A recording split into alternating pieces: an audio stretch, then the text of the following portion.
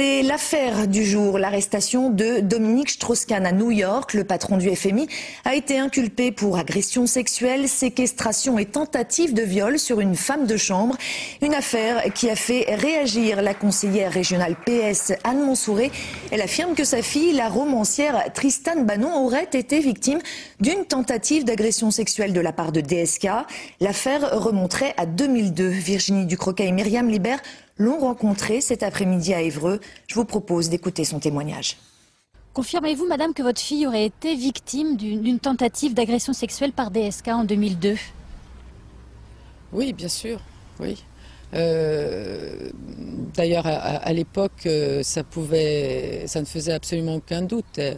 Il a perdu la tête, mais mon erreur a consisté à penser que c'était un moment d'égarement comme ça et que bon, ça pouvait à la limite arriver, d'autant que c'est quelqu'un qui était très porté sur les femmes. À l'époque, votre fille a décidé de ne pas porter plainte. Est-ce qu'elle le regrette aujourd'hui? Est-ce que vous le regrettez vous-même?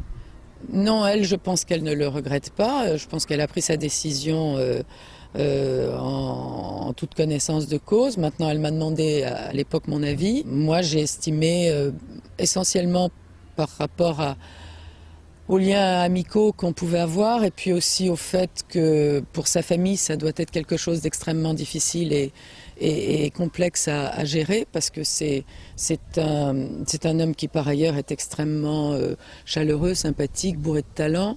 Donc lui porter un tort aussi considérable au regard de ce qui était la situation à l'époque, ça ne me paraissait pas fondé. Ce qui l'a le plus traumatisé au cours de toutes ces années, c'est que d'une part elle avait le sentiment d'être harcelée par cette histoire en permanence dans sa vie professionnelle. Elle avait l'impression que dès qu'elle avait un projet, il y avait comme une espèce de barrière invisible qui faisait qu'on avait peur de ce qu'elle pouvait éventuellement révéler. Parce qu'elle est écrivaine et journaliste.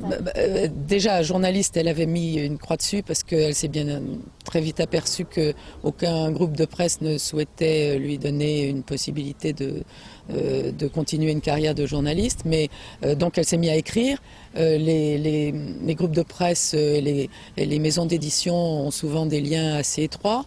Et donc vraiment, sa vie a été complètement perturbée par cette affaire-là. Elle a été en dépression très très longtemps. Il y a chez lui une espèce d'addiction, une difficulté à contrôler certaines pulsions qui posent problème.